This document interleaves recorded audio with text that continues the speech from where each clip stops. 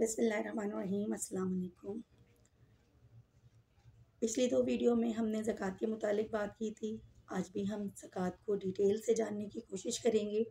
दीन इस्लाम में ज़कात की अहमियत, उसका मकाम, ज़कात के पहलू और ज़कात अदा ना करने वालों के लिए जो वईद नाजिल हुई है, उसके ऊपर हम मुख्तलिफ़ कुरानी हवालाजात, कुरानी आयात से इसको समझने की कोशिश करेंगे। अब तक आपने मेरे चैनल को सब्सक्राइब नहीं किया तो उसे सब्सक्राइब कर दें, मेरी वीडियोस को लाइक करें, शेयर करें और कमेंट में अपनी राय का इज़हार ज़रूर कीजिए। आते हैं हम अपने टॉपिक की तरफ।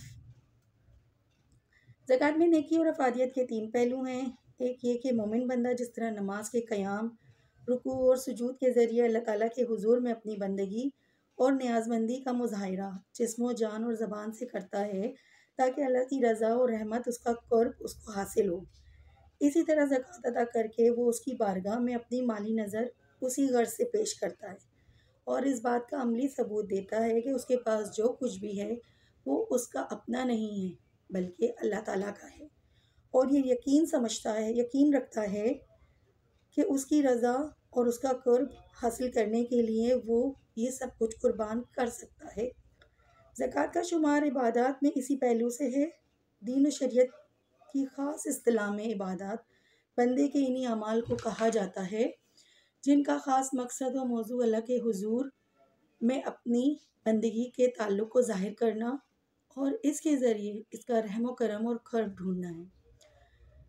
ज़कात का दूसरा पहलू ये है कि इसके ज़रिए अल्लाह के ज़रूरतमंद और परेशान हाल बंदों की मदद और ख़िदमत की जाती है। इस पहलू से ज़कात इख़लाक़ियात का निहायत अहम बाब है।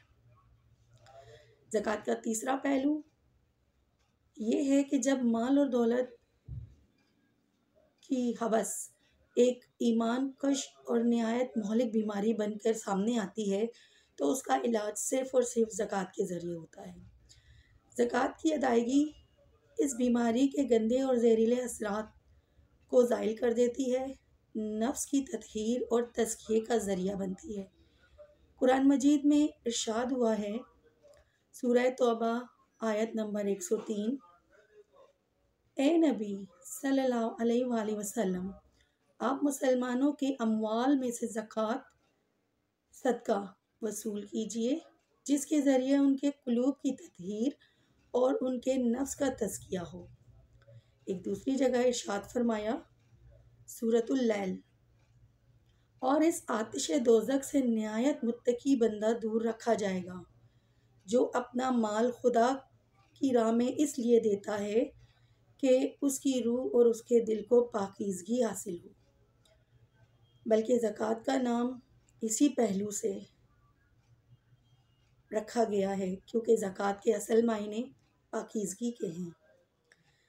ज़कात का हुक्म सिर्फ़ हज़रत मोहम्मद मुस्तफ़ा सल्लल्लाहु अलैहि वसल्लम की उम्मत पर ही नहीं बल्कि आपसे पहले आने वाले तमाम पैगंबरों की उम्मतों पर दिए गए थे। इस हवाले से सूरह अनबिया आयत 21, और हमने उनको हुक्म भेजा नेकियों के करने का, ख़ासकर नमाज कायम करने और ज़कात देने और हमारी इबादत गुजार बंदे बनने का। सूरह मरियम में हज़रत इस्माईल अलैहिस्सलाम के बारे में फ़रमाया गया है, सूरह मरियम आयत नंबर 55, और वो अपने घर वालों को नमाज और ज़कात का हुक्म देती हैं। इसी तरह हज़रत ईसा बिन मरियम के मुतालिक कहा गया है कि उन्होंने अपनी कौम के लोगों से फ़रमाया, सूरह मरियम आयत 31, मैं अल्लाह का बंदा हूँ, इसने मुझे किताब अता फरमाई और नबी बनाया है, और जहाँ कहीं मैं हूँ मुझे इसने बाबरकत बनाया है, और जब तक मैं ज़िंदा रहूँगा मुझे नमाज और ज़कात की वसीयत फरमाई है। सूरह बकरा में जहाँ बनी इसराइल के ईमानी मीसाक और बुनियादी अहकाम का जिक्र किया गया वहीं उनसे अहद लिया गया। सूरह बकरा आयत 83, और नमाज कायम करते रहना और ज़कात अदा करना। इसी तरह सूरह मायदा में बनी इसराइल के इस अहद व मीसाक का जिक्र किया गया है और फरमाया गया है, सूरह मायदा आयत नंबर 12, और अल्लाह ने फरमाया, मैं अपनी मदद के साथ तुम्हारे साथ हूँ अगर तुम कायम रहते हो नमाज और अदा करते रहो ज़कात और ईमान लाते रहो मेरे रसूलों पर। अब हम बात करते हैं ज़कात अदा ना करने वालों पर अज़ाब की।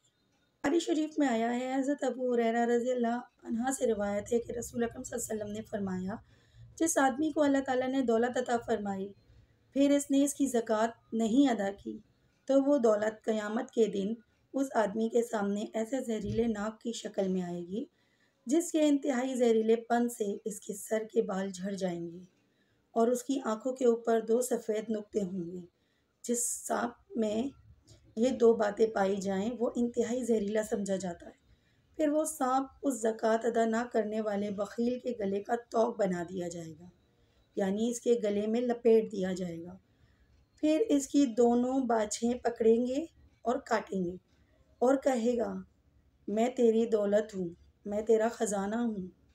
ये फरमाने के बाद रसूलुल्लाह सल्लल्लाहु अलैहि वसल्लम ने कुरान मजीद की ये आयत तिलावत फरमाई जिसका तर्जुमा ये है, सूरह अल इमरान आयत 18, और ना गुमान करें वो लोग जो बुखल करते हैं इस मालो दौलत में जो अल्लाह ने अपने फजलो करम से इनको दिया है और इसकी ज़कात नहीं निकालते, और वो मालो दौलत इनके हक़ में बेहतर है, बल्कि अंजाम के लिहाज से वो इनके लिए बदतर है और शर है।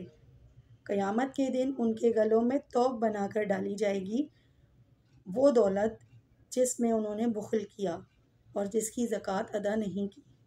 सही बुखारी। कुरान और हदीस में ख़ास आमाल की जो मखसूस जज़ाएँ या सज़ाएँ बयान की गई हैं, उन आमाल और उनकी जज़ाओं और सज़ाओं में हमेशा कोई ख़ास मुनासबत होती है। बाज़ औक़ात वो ऐसी वाज़ेह होती हैं कि जिसका समझना हम जैसे आम अवाम के लिए भी ज़्यादातर मुश्किल नहीं होता। सूरह आल इमरान की मंदरजा बाला आयत में यौमुल क़यामा का जो लफ्ज़ है, इससे मफ़हूम होता है ये अज़ाब दोज़ख या जन्नत के फ़ैसले से पहले महशर में होगा।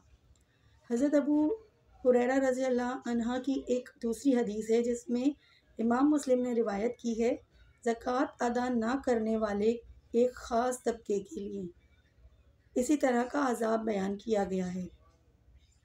इसके आखिरी अल्फाज कुछ इस तरह से हैं, इस अज़ाब का सिलसिला उस वक्त तक जारी रहेगा जब तक हिसाब किताब के बाद बंदों के बारे में फ़ैसला ना किया जाए। इस फ़ैसले के बाद यह आदमी जन्नत की तरफ चला जाएगा या दोज़ख की तरफ, जैसा भी इसके हक़ में फ़ैसला होगा। हज़रत आयशा रज़ी अल्लाह अन्हा फरमाती हैं, मैंने रसूल अकरम सल्लल्लाहु अलैहि वसल्लम से सुना, आप फरमाते थे कि माल ज़कात जब दूसरे माल में मलहूज़ होगा तो ज़रूर इसको तबाह कर देगा।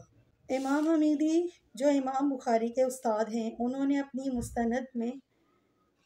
मसनद में हज़रत आयशा रज़ी अल्लाह अन्हा की ये रिवायत नकल करके इसका मतलब ये बयान किया है कि अगर आदमी पर ज़कात वाजिब हो और वो उसको अदा ना करे तो बेबरकती से इसका माल बाकी तमाम माल को तबाह कर देगा। अब तक के लिए इतना ही, अगली वीडियो तक अल्लाह हाफ़िज़।